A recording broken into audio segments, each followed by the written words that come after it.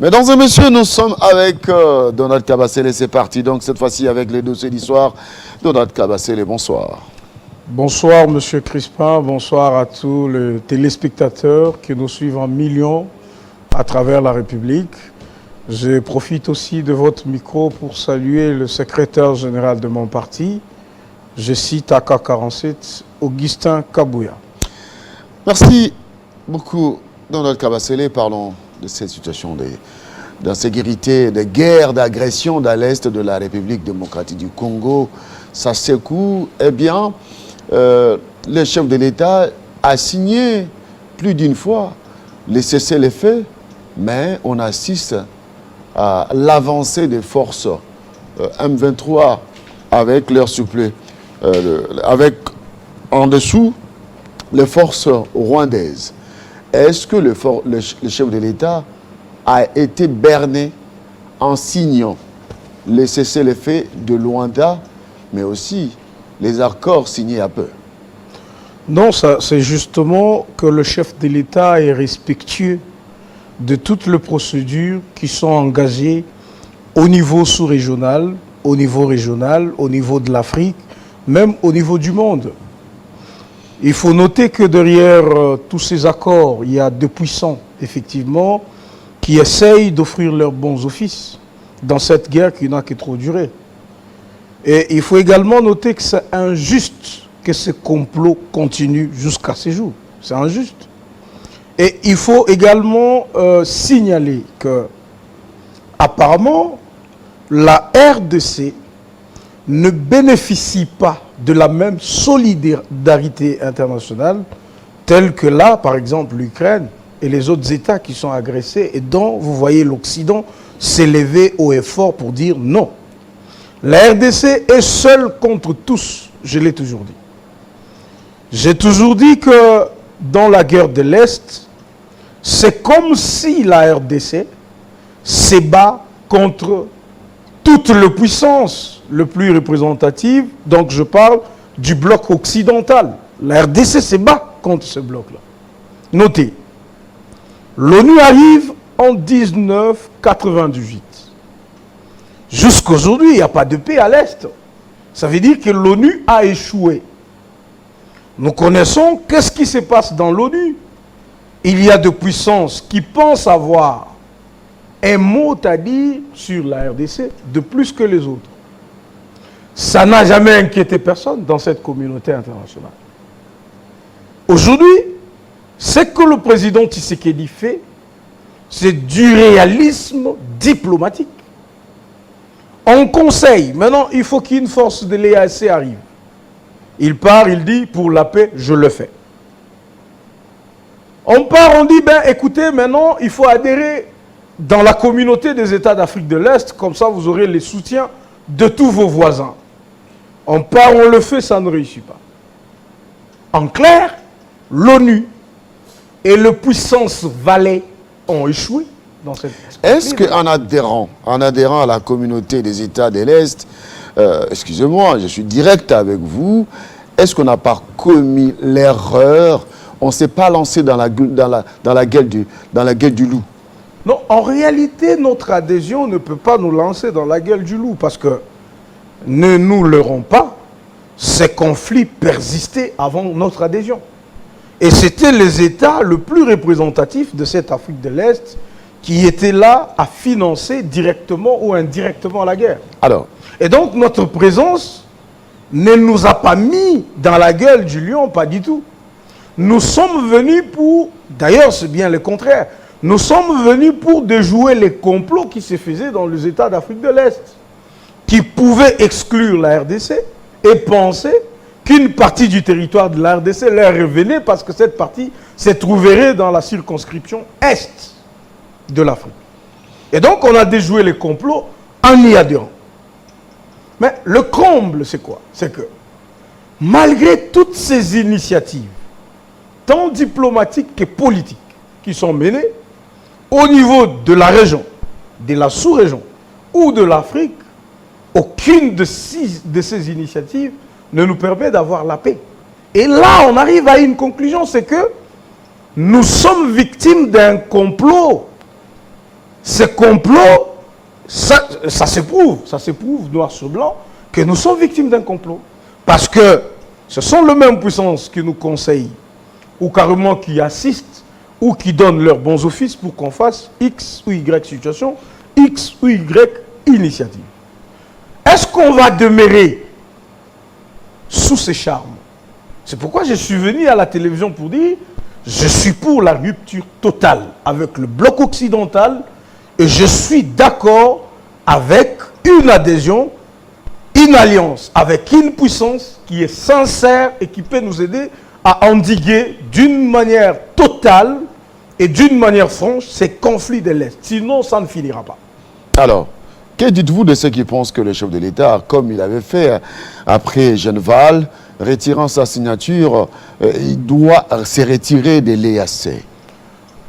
Il n'est même pas question de se retirer. Ce sont des organisations qui ne condamnent pas leurs participants à adopter tel ou tel point de vue. Vous ne me direz pas que dans l'EAC, il n'y a pas le Rwanda, ou il n'y a pas d'autres États voisins. Ils sont là, mais ils gardent leur liberté d'action. Ici, nous avons un problème, c'est que il faut une propension de notre puissance. Ça veut dire, nous sommes dans une, on ne va pas appeler ça une guérillade, mais on va dire, nous sommes dans une situation où nous devons gifler quand on nous gifle.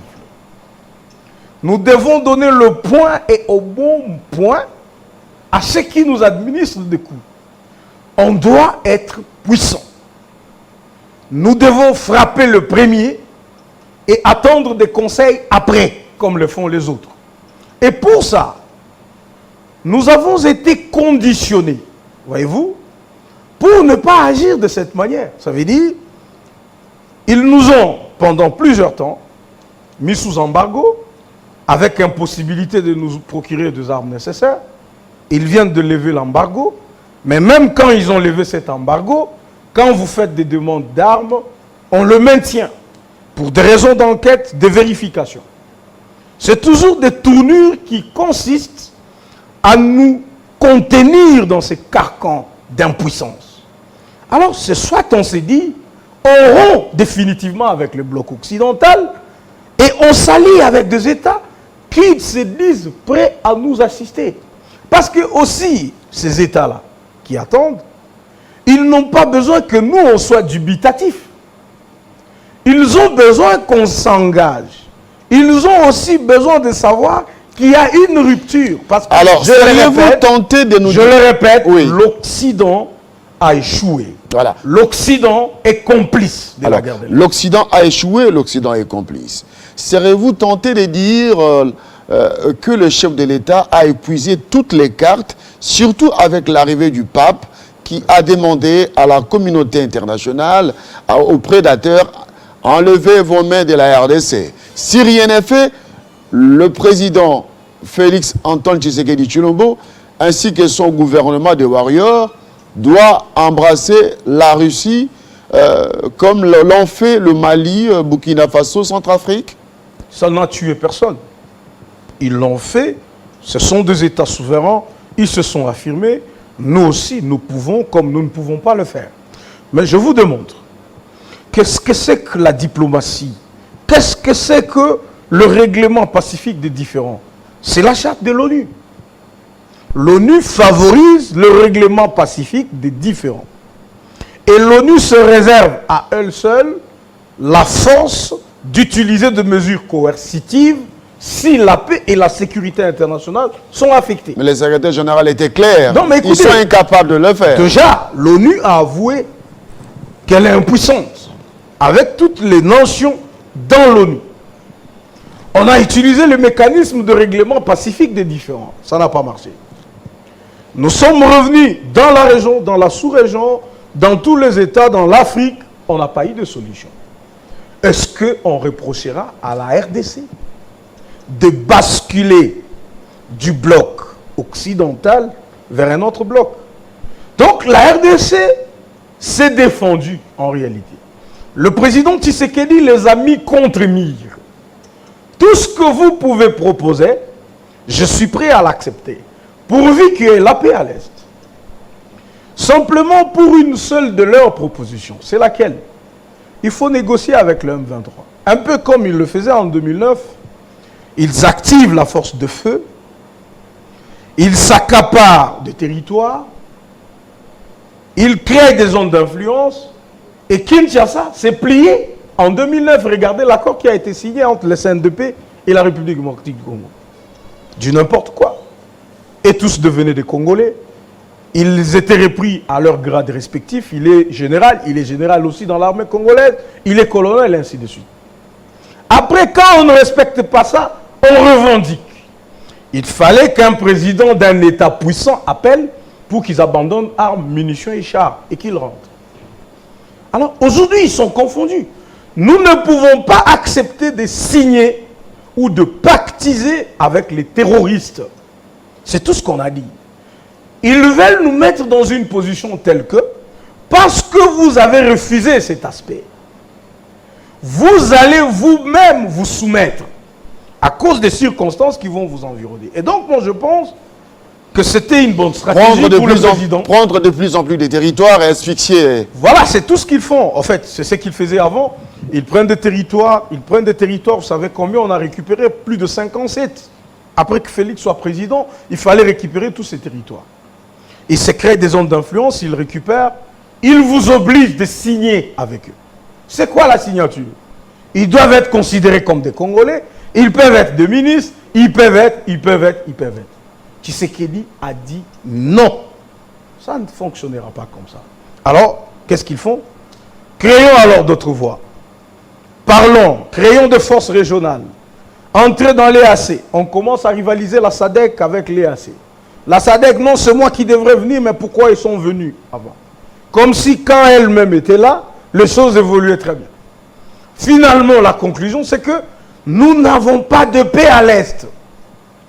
On a tué plus de 12 millions de morts. En Ukraine, on n'a pas tué encore 1 million de personnes. On n'est pas en train de minimiser le mort de l'Ukraine. Mais c'est près de 50 milliards de dollars que les Nations Unies donnent comme aide à l'Ukraine. Est-ce qu'on voit ça en RDC? On ne voit pas ça. On va dire quoi? Parce que les Ukrainiens, ce sont de blancs. Et nous, parce qu'on est des noirs, on doit être délaissés pour compte. Alors, est-ce qu'on aura ce courage qu'a eu le Malien, le Burkinabé, les Centrafricains, d'échanger des donnes, d'échanger des blocs? Moi, je pense, c'est d'ailleurs mon avis, ce n'est pas l'avis du gouvernement ou du parti politique dans lequel je suis, pas du tout. C'est mon avis personnel.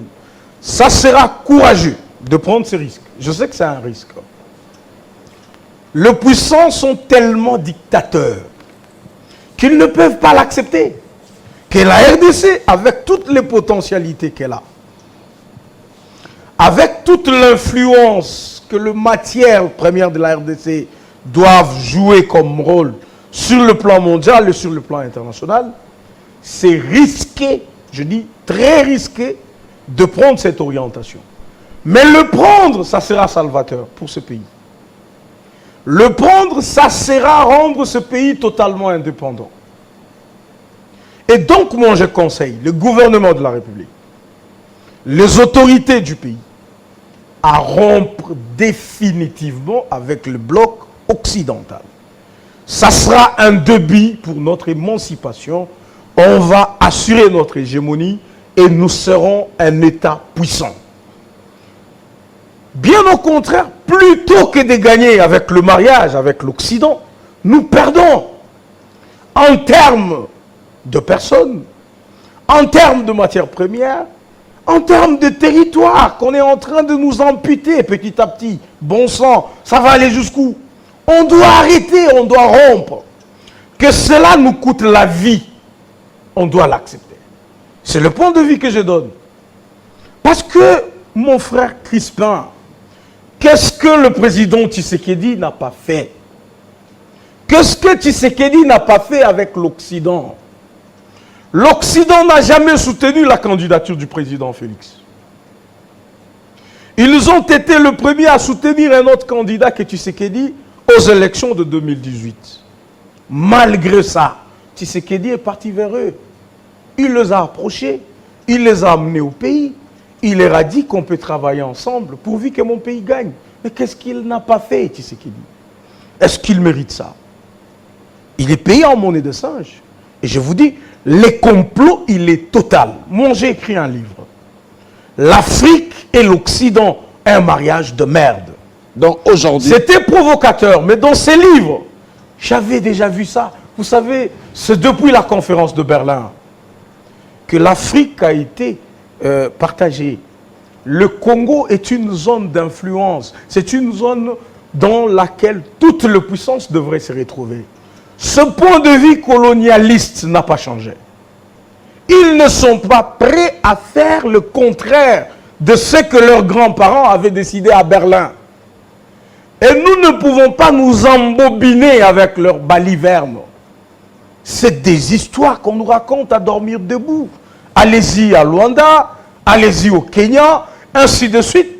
Mais ils sont... C'est comme un jeu de puzzle. C'est un peu ce qu'ils font. C'est du ping-pong. Moi, je conseille au gouvernement de la République d'arrêter toute discussion et de prendre une autre orientation. On en a assez de perdre des Congolais. On ne va pas mourir comme de bêtes. Pas du tout. Nous sommes un État souverain. Qu'ils nous tuent tous. Ils ont déjà tué 12 millions de personnes. Pourquoi ça doit continuer? C'est pas possible. Est-ce que les États-Unis ne voient pas qu'il y a 12 millions de morts en RDC? Est-ce que pour agir, il faut envoyer un ambassadeur? Il faut faire un message. Pourquoi en Ukraine, on envoie des armes? On envoie des chars? On envoie des bombes? Pourquoi en RDC, on n'envoie pas?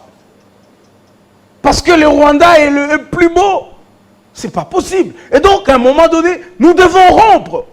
Je suis venu pour que le gouvernement de la République, les autorités de mon pays comprennent qu'ils ont utilisé toutes les cartouches telles que proposées par l'Occident et ces cartouches n'ont rien apporté. On n'a que faire nous ne sommes pas des enfants de cœur. Ils ne sont pas là en train de... nous ne sommes pas leurs femmes.